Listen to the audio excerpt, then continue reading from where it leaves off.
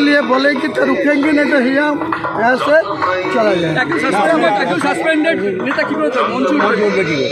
বললাম তো আমাকে কথা বলতে দিন না, আমি বিধায়ক আছি তো, আমাকে বিধায়ক হিসেবে এখানে ইনভাইট করা আছে, আমাকে কথা বলতে দিন। আপনারা এরকম করছেন কেন? दादा हर बार होता है, सीएम आती है आपकी उनसे बात होती है, इस बार बात हुई है कि नहीं आने से पहले उनकी?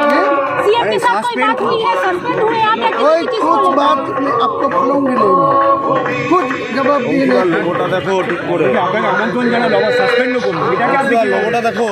বলছি দাদা রিয়াকশন পাবেন, 2 ঘন্টা পরে রিয়াকশন দেবো, সিএম হয়ে যাক তারপরে রিয়াকশন দেবেন। আপনি কি মঞ্চে উঠবেন? সাসপেন্ড আমি আপনারা যারা বিধায়ক বাইরে ঘোরাঘুরি করছেন কি তারা অতি অবশ্যই প্যান্ডেলের ভিতরে প্রবেশ করুন। পার্টির কিছুতে নেই, আমি এটা তো পার্টির মিটিং।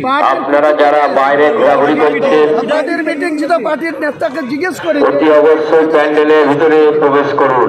আমাকে ইনভাইট করেছে অপূর্ব সরকার, সাংগঠনিক জেলা সভাপতি, তাকে জিজ্ঞেস করি, সে যদি থাকতে বলে থাকবো, সে যদি বলে থাকতে হবে না, আমি চলে যাবো। কি বলছেন? দল ধর্মনিরপেক্ষতা বিশ্বাস করে। ববিদার কোনো কথার আমি জবাব দিব না। নিয়ামক শেখ উপস্থিত আছে ওখানে, যে খুশি থাকতে পারে, যে খুশি থাকতে পারে, তার জন্য আমার আপনার পড়শি বিধায়ক পাশে দাঁড়িয়ে আছে, তিনি কলকাতায় আজকে ববিদার সঙ্গে ভবিকার সঙ্গে মিট করছে। যার সঙ্গে মিট করুক, উনি আমার কিছু বলার নেই। আমাকে সাসপেন্ড করেছে, আপনাদের মধ্যে শুনলাম। এর আগেও 2015 সালের 25শে ফেব্রুয়ারি একইভাবে তৎকালীন মহাসচিব পার্থ চট্টোপাধ্যায় বন্যা নোটিশে আমাকে 6 বছর কালকেই রিজাইন দিয়ে দেবো তৃণমূল থেকে, কালকেই। এবং 22 তারিখে মুর্শিদাবাদে নিজের দলের ওপেনিং করবে, ঠিক আছে? নতুন দল করবেন।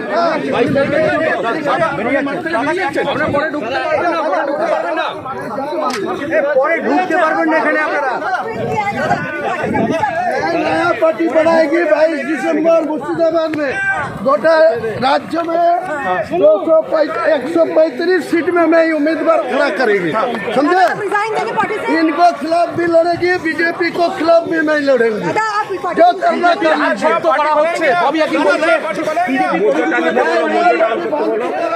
22 तारीख में मुर्शिदाबाद में ओपन करेंगे। আপনাকে কি বের করে দেওয়া হচ্ছে না নিজে বেরিয়ে যাচ্ছেন? আমি নিজে বেরিয়ে যাচ্ছি।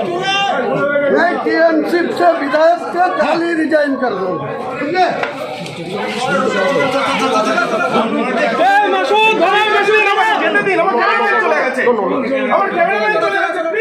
আমাকে